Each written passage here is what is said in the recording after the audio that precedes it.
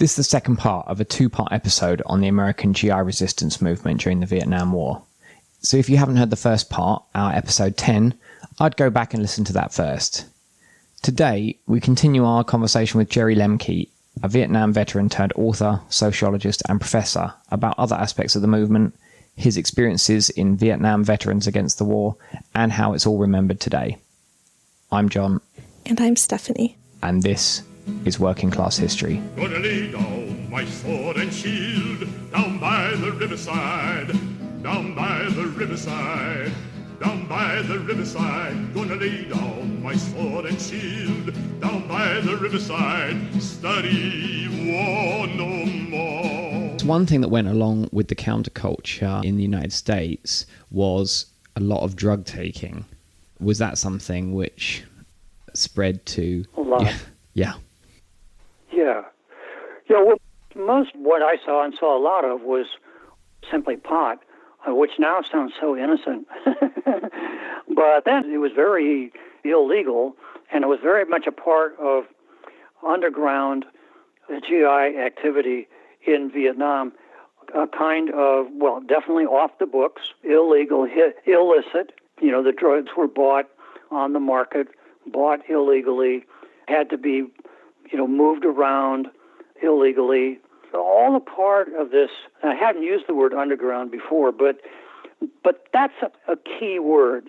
Beyond the purview of the authorities, there was a kind of military life that went on in that way. That when I say the counterculture within the military, the drug culture was part of that. Illicit, underground, out of sight, as much as it could be, violation of rules, smoking pot on guard duty had its own, even beyond military culture, but was a kind of subversion, really, of military policy and the rules, but a kind of subversion of military readiness. My own view, I did guard duty a lot of different places, a lot of fire bases and so forth, and I never liked anybody smoking pot when I was on guard duty because I took it too seriously. And so whenever I was on guard duty, the pot would be withheld most of the time. But I knew it was there, and I knew, other guard posts would be smoking pot. So that was definitely part of it. There's a book called The Myth of the Addicted Army. It's a book that debunks the idea of drug addiction among GIs in Vietnam. Not to say that there weren't people who got addicted, but that it really became exaggerated as a view of what was going on in Vietnam, and it kind of became part of the disparagement of Vietnam veterans after the war, particularly the disparagement of the image of anti-war GIs and anti-war veterans. So during the year I was in Vietnam, I'm not sure that I even heard of or was aware of anything more than marijuana laced with maybe heroin or opiates of some kind. I had heard of that, so I was aware of that. I knew of that, but I can't say that I really saw any kind of addiction or any kind of widespread use or trading, buying and selling of anything other than pot. That's really interesting. And I'm not sure, by the way, maybe to get to your point, see, again, I never thought of that at the time, and I still don't, as necessarily being anti-war. It was more stateside counterculture that by 1969 was finding its way into Vietnam. So it was more like it moved from the stateside to Vietnam than might be commonly thought of. It moved from Vietnam to stateside after the war, but there is that direction to it also. Cool. No, that's really interesting. I hadn't heard that perspective before. About it being sort of exaggerated as a way of almost disparaging. I guess you might. Oh, very much so. I guess maybe combat reluctance or whatever you might call it, or whatever the opposite of trigger happy is. Well,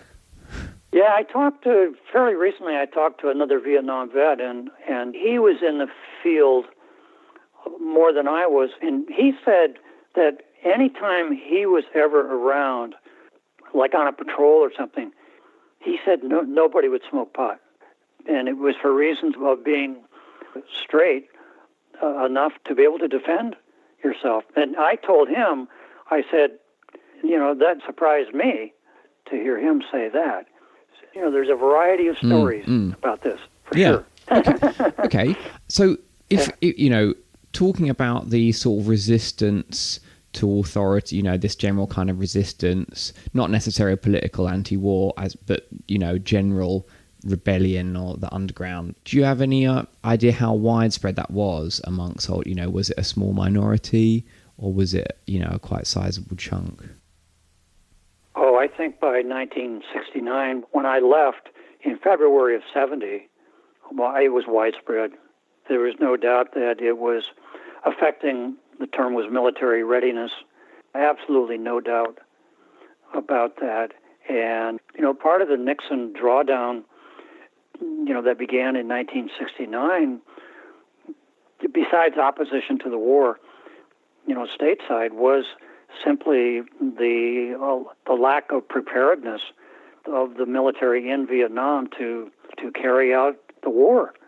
And some of this is portrayed, of course, in the film Sir, No Sir, with the Air Force guys refusing to collect the intelligence for air operations, and guys refusing to board ships, aircraft carriers, and so forth. There was a small number of refusals of pilots to fly by that time in the war. It was widespread by 1970. Cool. And I mean, obviously, the U.S. military force at the time was mostly male, but what can you tell us about, the role and contribution of women to the GI resistance movement? Oh, it was huge. Many of the first and most prominent and most effective people in the anti-war movement back stateside were women. Gosh, the first delegation of American peace activists went to Hanoi not to negotiate. They had no authority to do that, but to treat with the North Vietnamese was Women's Strike for Peace. It was an all-women's group that went. And then there were the other early peace groups that went. The Quakers, who chartered a boat in Taiwan, I guess, raised money, loaded the boat with military supplies to take to North Vietnam. That was men and women, but there were women on that trip also. A 1967 group that went. Tom Hayden was one of the people, but Vivian Rothstein was one of the people. Carol McEldowney was one of the people who went. Vivian Rothstein was 21 years old when she went. And they were in Hanoi for more than 2 weeks because they couldn't get a flight out of Vietnam, and they were there. So those people came back then to the United States as very, very effective organizers, very effective spokeswomen for the anti-war movement. I'm trying to think of some of the other women's organizations. Women's International League for Peace and Freedom is one of the long-standing anti-war organizations going back to World War I. They were very active very early on. You get celebrity figures like Joan Baez, just a very effective voice. When I came back, my first best friend was a woman who had gone to a Quaker boarding school in Iowa and was the campus anti-war singer at the University of Northern Colorado in Greeley. When I went back to graduate school, met her in the fall of 1970, and I married her, actually. And so it was women like her who really reached out to Vietnam veterans and invited us into the anti-war movement. So huge, hugely important. Cool. I think Stephanie just wanted to ask a quick question. Stephanie? Sure. So it sounds like women's contribution is erased from public memory. Well, even worse than erased, I think, is vilified. The intersection there is with the historical fact that the war was lost. And so Americans went looking for reasons why the war was lost, which turned inward to look for scapegoats for the loss of the war. And culturally, the scapegoat became the feminization of American culture. We, the Americans, lost the war because we had turned soft. We lost the war because we had become too encumbered by welfare. Our men had become feminized by the women's movement. It was this whole kind of paranoia and vilifying of the, quote, feminism within the culture. And so people like Joan Baez and Jane Fonda became really lightning rods for the anti-war movement. The loss got put at the feet of home front betrayal, that we lost the war because of what happened at home. Women were the main targets of that. Part of the general backlash against the women's movement and against the feminist movement was because of that. You might know the book, the title is Backlash, isn't it? I'm trying to think of the author's name. The book came out probably 15 years ago. The author of that book referenced my book, The Spitting Image, as a way of making her point that the origins of the backlash against the women's movement really lie in the loss of the war. My book was important in that way because, according to the myth of spat upon Vietnam veterans, a lot of the spitters were women or young girls. Supposedly, they're the ones who spat on Vietnam veterans, which is a reprise of the German stab-in-the-back legend of World War I. Supposedly, German soldiers came home from having lost World War I, and they were greeted by women who lashed out at them. And indeed, stories of German women spitting on German veterans went around as part of the stab-in-the-back legend. Well, it actually became very much part of the movement to remilitarize and Nazify German culture that then led up to World War II. I think it's a really interesting historical parallel. It certainly is. Because obviously the real reason World War I ended was there was a mass mutiny in the Russian army and a revolution, and then there was a mass mutiny and a revolution in Germany, by the soldiers and workers themselves. And absolutely. Yeah. Very much a parallel, and the gist of almost all of these books that I've written, really the bottom line is that because of Vietnam, America is itself living in a lost war culture, a post-empire culture that is as revanchist and reactionary as was Germany after World War I. All of that played out in Germany within a 20-year period, and here it's just been on slow burn and playing out now 45 years since the end of the war. But my contention is that we are still in that lost war culture formed by the loss of the war in Vietnam. And if anything, the Trump movement, with its hyper-masculinity, its rebuild America, make America great again, see, that's the revanchist part of it, that there was something lost sometime in the past, and we have to get back to that. We have to recover that. And of course, that is the idyllic, mythical America of the 1950s. And where were women in the 1950s? They were not in the streets. And so putting women back in their place is all part of that revanchism of the Trump administration. Yeah. Yeah.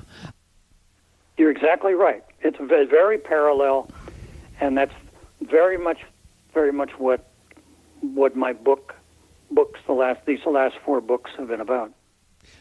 I mean, I guess also, in terms of, them, I guess, right wingers blaming a loss on a sort of feminine, not being aggressive enough, I guess is just, at least from my understanding, is massively flawed from a strategic perspective, because it seems like the South Vietnamese and US forces policies of like mass burning of villages and mass torture and killings of innocent civilians and peasants actually turned, the majority of the countryside in South Vietnam against, put them on the side of the Viet Cong. Oh, yes. Yes, and where I thought you were going to go with that is that lots of women fought on the side of the Viet Cong and the North Vietnamese. Oh, yeah, of course, that too, actually, yeah. American soldiers encountered enemy women fighters maybe for the first time in American history. They would capture Vietnamese in the South. And my God, it's a girl, and that was a real shock to Americans. Or even worse, from the American point of view, pilots shot down over the north would be captured by North Vietnamese women, and marched to Hanoi by women soldiers, and U.S. soldiers captured in the South and moved north along the Ho Chi Minh Trail saw lots and lots of women, Vietnamese women, working militarily on the Ho Chi Minh Trail, defending the trail, with anti-aircraft guns, defending the trail in lots of ways. I did get to this, by the way, in my book, Hanoi Jane. And I think that this is a kind of, subtext. There's a kind of latent narrative here in the anti-woman sentiment, in this betrayal narrative, that comes out of that experience in Vietnam. Other than what I've written in my book, I don't know that anybody else has touched on that. And it certainly needs to be better developed than what I did in that book. One thing that I meant to ask back at the time, we then kind of got onto another topic, was you mentioned GI Underground Press, which you said you were aware of in the US, around military bases and things. Did that reach Vietnam itself? No, not when I was there.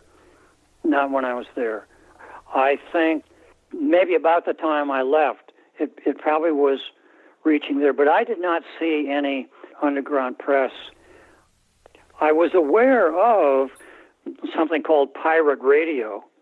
And again, this is portrayed in Sir, No Sir. Some GIs, in the communication,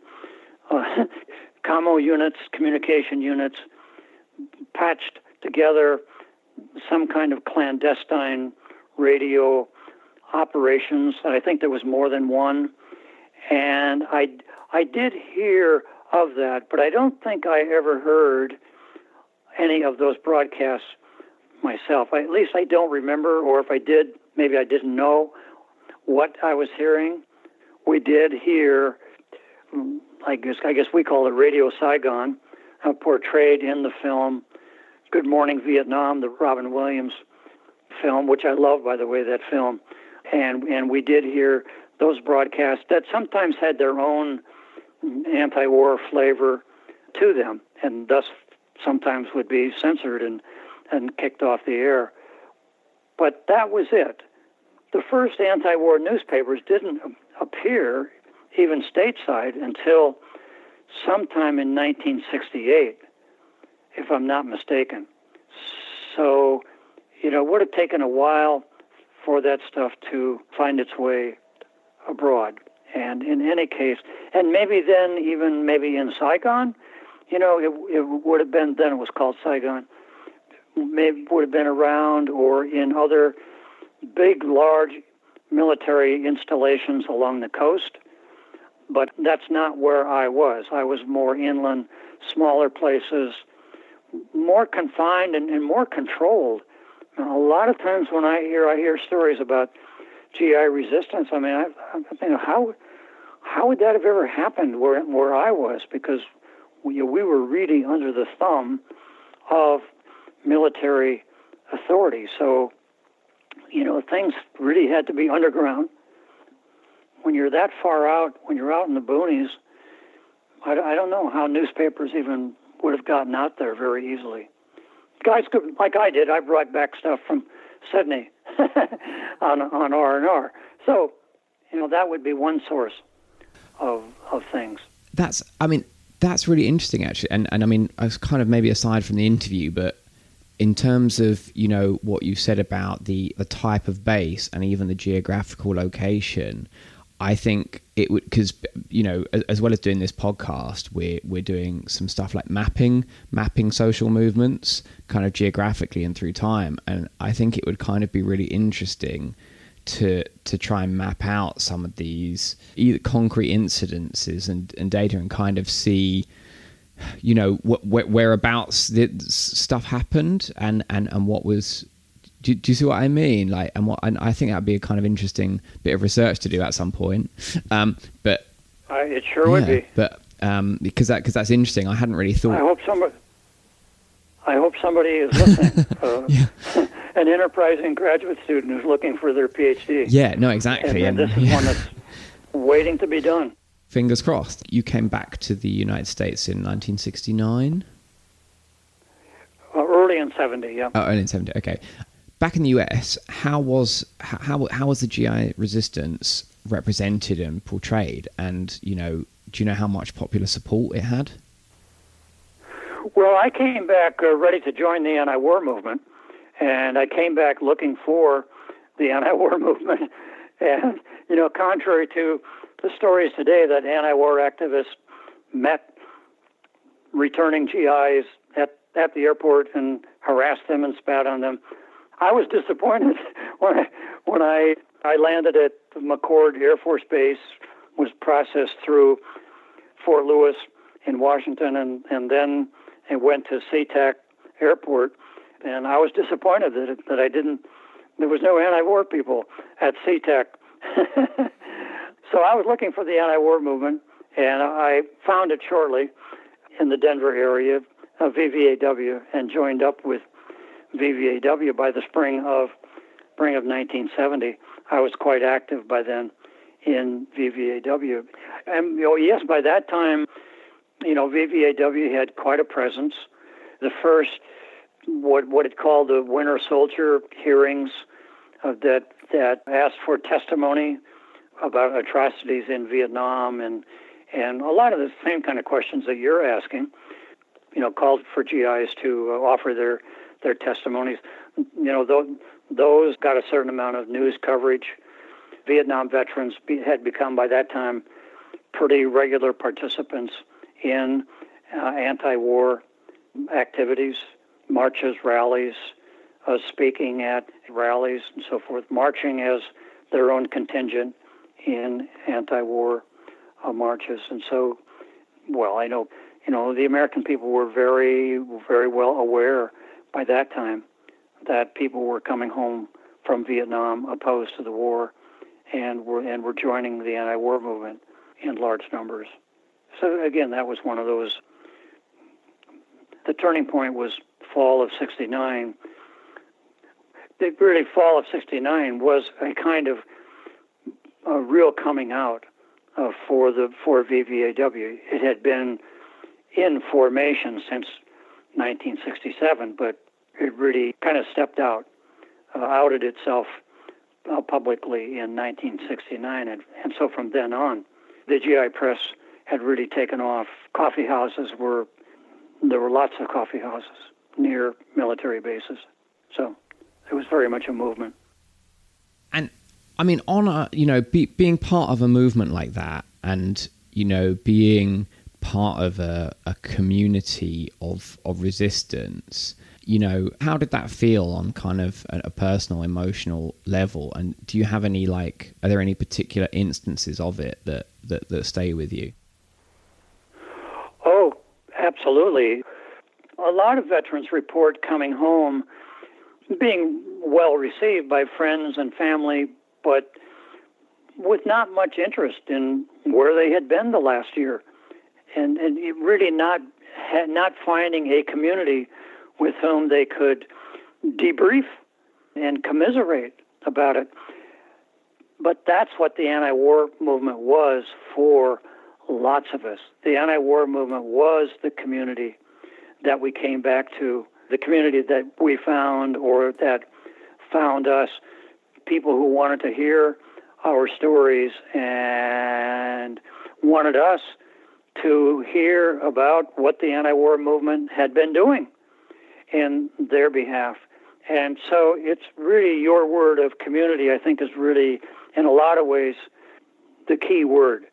Part of what then happens, I think, to a lot of Vietnam veterans is that as the war begins to wind down and end, so too did the anti-war movement.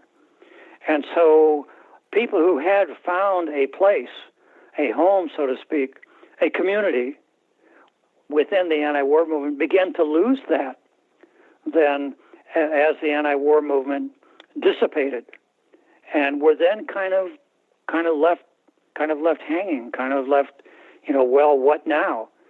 Because still, friends and family, were even less interested, by 1973, 4 or 5 than they had been before. And so that was a different set of emotions that I think that began to play out. Right. But I guess that must have been quite sad, basically. Being involved in the anti-war movement was a really invigorating, and really to meet these people who had been doing all these things all these years to oppose the war, for me was real inspiring, and it made me want to be like them. They became, kind of aspirational for me. For me personally, that was a real turning point. It really had me rethinking, my life up to the time I got drafted, and rethinking my own educational experience, which was the educational experience of, the vast majority of Americans my age had arrived at, the Vietnam War years just totally bereft of any consciousness, any awareness of what this country was about, what it had been about. Yeah. Well, I guess, that's kind of a good point to move on to kind of legacy a bit. And nowadays, as you say, the film Sir No Sir and some other recent, articles online have helped raise the profile of the GI resistance a little bit, but it's still generally pretty unknown in kind of wider society. Why do you think this is? I think GI resistance and GI resistors, I think the image, the legacy of them got pathologized. Our political engagement got rewritten as a kind of catharsis, a kind of pathetic, acting out of our war trauma. That's the subtitle of my book on PTSD, Diagnosis or Identity in Post-Empire America. The political and cultural, I think I said that, at the outset, the political and cultural properties of PTSD, the diagnostic category, was to discredit the authenticity of the political voice, the political authenticity of the veteran resistance. It was a way of depoliticizing what we were doing and what we were saying, a way of saying, oh, yes, well, they came home upset about the war, or they came home feeling guilty about what they had done in the war. They came home traumatized about the very atrocities that they had committed in the war. And so they're experiencing that post-traumatic stress. And so, yes, we should be sympathetic with these guys. We should see that they get the treatment that they deserve, but the political meaning of it then is kind of ellipsed, right? It's kind of erased. It's kind of disappeared. And what comes out of that period then is the image of trauma-stricken veterans and the image of our political activity as having been cathartic, a kind of acting out of their anger, of their hurt, of their trauma. So that's the image that goes forward. That sometimes in my classes related to this, I would ask students if they had ever heard of Vietnam Veterans Against the War or Vietnam War resistance movement and so forth. And, almost no students would raise their hand in the 90s. I'd say, well, anybody heard of Vietnam veterans with PTSD? Well, almost all hands would go up. So the image that people have of Vietnam veterans largely now is that of the home with hurts, damaged goods image of Vietnam veterans. No image, no legacy. People politicized and empowered by their wartime experience. You see, from 1970 to 1973, 1975, that was the image that Americans had of Vietnam veterans. We came home to kick ass on the Nixon administration. I mean, if there was going to be any spitting when I came home, it was going to be me on some politician or some officer that I'd had in Vietnam, and I recognized him in civilian clothes. That was my state of mind. What is going to spit on me? And of course, nobody did spit on me. That storyline wasn't even there. Nobody was even claiming in the early 70s that anybody was spitting on Vietnam veterans. I know. I went back and looked, right? It's not even there. That narrative is not even there. That gets constructed after the war. And by the way, on trauma, you see the initial trauma that Vietnam veterans supposedly experienced was the trauma of coming home. That's where all of this PTSD stuff started. It wasn't war trauma per se. It was the trauma of coming home. It was the treatment of Vietnam veterans upon their homecoming. That was the first iterations of the war trauma narrative. And of course, it was the enemy at home that rejected Vietnam veterans and traumatized Vietnam veterans. So in the first instance, PTSD is about the homecoming story. And then, of course, it gets expanded. It gets expanded out from there. But that was the starting point. We were traumatized because we were badly treated. We were rejected. And maybe the big player here is, and we lost the war because of betrayal on the home front. You see, you lose a war, That in itself is a lot of trauma. Those German soldiers who came home from World War I, having lost a war, that's hard to deal with. Jerry's written in detail about the myth of spat-on war veterans, which we'll link to in the show notes. In actual fact, the anti-war movement reached out to veterans to join them, and many anti-war protests were led by contingents from Vietnam veterans against the war, often in uniform. In perhaps their most famous act of protest, nearly 1,000 veterans headed to the US Capitol building in Washington, D.C. in April 1971 to return their combat medals to the government. The vets had planned to give the medals back in body bags, but authorities, in fear of the vets, erected a fence around the Capitol building. So instead the veterans threw their medals over the fence, giving a few choice words as they did so. My name is John Morrow, and here's a bunch of bullshit. More bullshit! My name is Peter Brannigan, and I got a Purple Heart here, and I hope I get another one fighting these motherfuckers.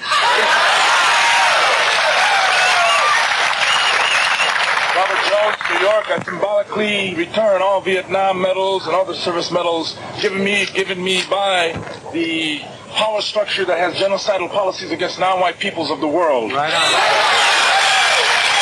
All power to the people.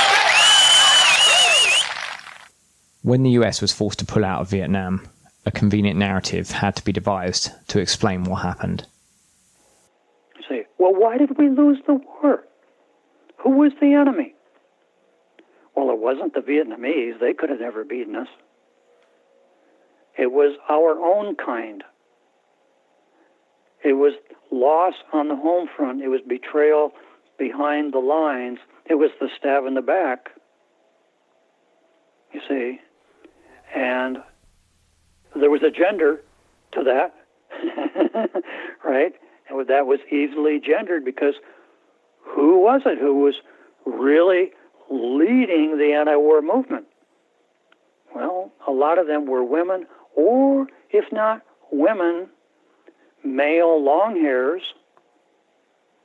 hippies, men who weren't really men, who were part of the anti-war movement, who weren't men enough to suit up and go off to fight the war, men who stayed home to work in hospitals or nursing homes rather than load artillery pieces. You see, it all fits. All the pieces fit. Today, 50 years on, pretty much, why do you think the GI resistance and how we remember it is important today? Oh, I think the key to the anti-war movement today is somehow to get to the people who are going off to fight these wars. The key lies within that demographic of recruits to these wars, the people who are off fighting these wars. We've got to counter-recruit. We've got to counter-propagandize these. Well, the war in Vietnam ended when the U.S. was no longer able to prosecute the war. The war ended when the Vietnamese stopped the U.S. war machine. And they stopped the U.S. war machine with the help of the anti-war movement at home and with the help of a generation of men who refused to fight the war any longer. All of those pieces are important. And all of those pieces are still important today. And we can't, by the time I came home from Vietnam or shortly thereafter, I came to think that there was a righteous side to that war, and we just weren't on it. And so it was right for the Vietnamese to win that war, not just to stop the war, but to win the war. Their cause was a righteous cause. Today, that's trickier. I don't know that there is a righteous cause in these wars. So it behooves us to fight against these wars today from the inside, from our own side, from the American side, and fight in the American military. Do you think that there's a call to action for media producers, makers specifically? Oh, huge, huge. I would like to see media ferret out more of the resistance, current resistance within the military than what they're doing. I say that only on a hunch that there must be more going on. Iraq Veterans Against the War has been very courageous and very resourceful, but it hasn't gotten the support from the outside that it really needs. And a lot of that can come, I think, from the media, not just giving more prominence to Iraq Veterans Against the War, but to dig a little more deeply, as I think maybe you're suggesting, to dig a little more deeply into what is actually going on within the military and find the cracks within the military that can be spread a little bit broader than they are. And also, something that we had then that we don't seem to have now is resistance from religious organizations. We're not getting the support for resistance from the churches like is portrayed in the film Sir, No Sir. I wonder why churches are not offering themselves as sanctuaries today for people who don't want to go, or a lot of the military units today are guard units and reserve units that are being activated as whole units from rather small cities and towns across the country. Why aren't the religious organizations in these towns, targeting these hometown military organizations and the people within them, winning them over en masse to a more of an anti-war position? It seems to me to be a strategy that's kind of waiting to be pursued. How did, participation in the GI resistance shape and change your life on a personal level? Oh, the two words that I like to use a lot are empowerment and politicizing.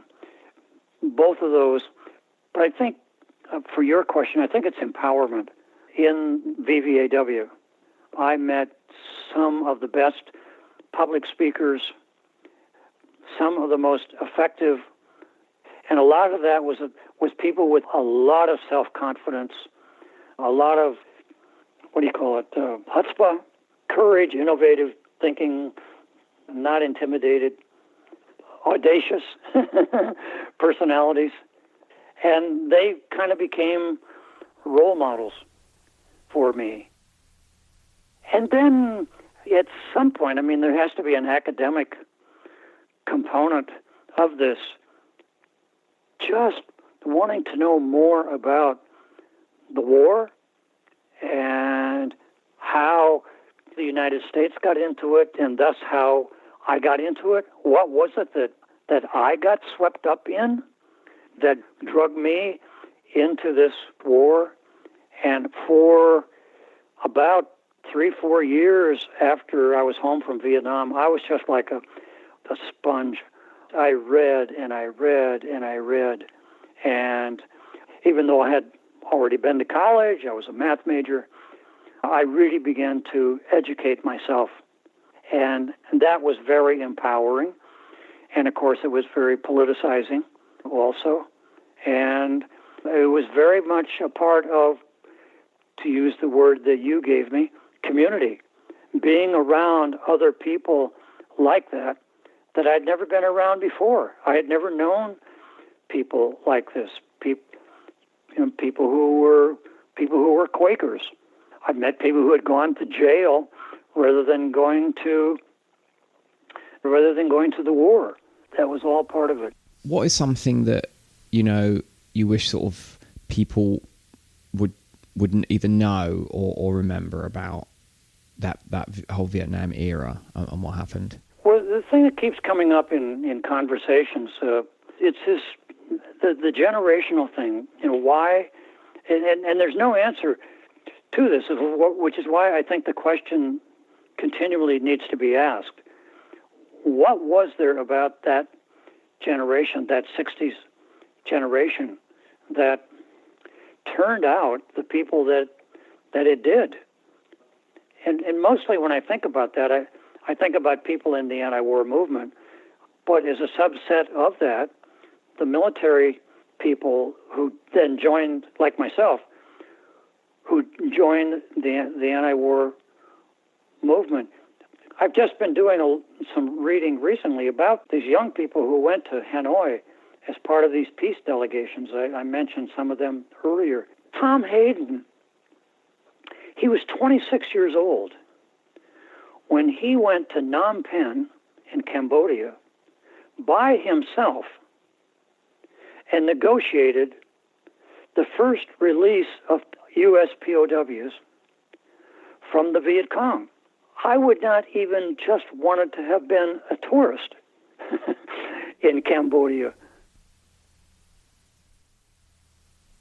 Tom Hayden was a well-known anti-war activist, right? Not so much then. This was in, I think, maybe as early as 1966.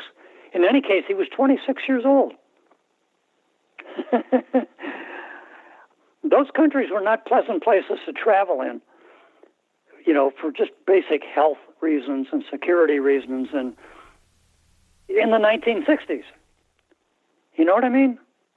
I mean, you didn't run into a lot of English-speaking people in Phnom Penh, Cambodia, in the mid-1960s, and it took you probably a week of flying just to get from New York to Phnom Penh. Many, many stops along the way, and all kinds of problems with visas and passports. Where did people, where did they come from, right? I mean, I know Tom Hayden's background very well, so I know basic answers to that. Well, and so the basic answers to that, which still then leave unanswered. What was it? What was it that empowered and politicized a whole generation of people? Well, I know there are not easy answers to that. And as I said, the question keeps getting asked of me, what do I think of that? All I think about is that that's just such a really good question. And it's one of those things that probably you can't expect that history to repeat itself. There will be another generation that makes those kinds of changes. We can't see that any more on the horizon than somebody could have seen that generation of the 60s. Certainly wouldn't have seen that from the 50s. Not at all. If anything, the opposite. So a real study of history. Yeah, and I think calls for optimism in dark times. Sure. That's a good way to put it. Yeah, no, and yeah, that point about the 50s is a very good idea, because I guess that was famously, a time of darkness, general compliance and social peace and obedience. Absolutely. At least amongst, say, the white working class, especially in the US, because also in the 50s, you did have the, amongst African Americans, you had the start of the civil rights movement. Sure. Which had, really started to change things. Yeah. So, I mean, maybe a sort of final question. Sure. What do you think that we can do to kind of refocus how, we collectively think about Vietnam and the GI resistance? And how do you think, we can make that shift in how we remember it? Oh, I think this image of the GI resistance as a kind of pathology, I think that needs to be rewritten again. I think the GI resistance movement needs to be recovered. I think the film Sir No Sir was really important, is really important. I think it had its moment within the Iraq Veterans Against the War and stimulating some of that resistance within the war. So I think more things like that, but all done with the kind of presentist orientation. So always with an eye on what do we need to know from the past that will be useful in our present. Well, thank you for tuning in. We hope you enjoyed listening to Jerry and Bart as much as we did. Thanks also to our Patreon supporters who make this podcast possible. You too can support us on Patreon, where you'll get early access to episodes and other benefits. For example, episode 8 of our podcast is about the strike wave, which took place in the US during the Vietnam War. And at the moment, that is available exclusively for our Patreon supporters. So you can check all that out at patreon.com/workingclasshistory. As always, links to further reading and more info in the show notes, including a link to a short video history we made of the GI resistance movement for our YouTube channel. We've also produced a range of merchandise commemorating the GI resistance, which is in our online store. Check it out at workingclasshistory.com. One aspect of the movement we haven't been able to cover as much as we wanted to was the really crucial role played by African American servicemen and other service personnel of colour. So if any of our listeners were involved in the movement and would be happy to speak with us, please get in touch. Also, if anyone's interested in helping us map the resistance movement, as we discussed a bit earlier on, please drop us a line as well. You can get us at info@workingclasshistory.com. I ain't gonna study war no more, ain't gonna study war no more, ain't gonna study war no more. I ain't gonna study war no more, ain't gonna study war no more, ain't gonna study war no more. This episode was edited by Stephanie Heidel. Thanks again, and catch you next time.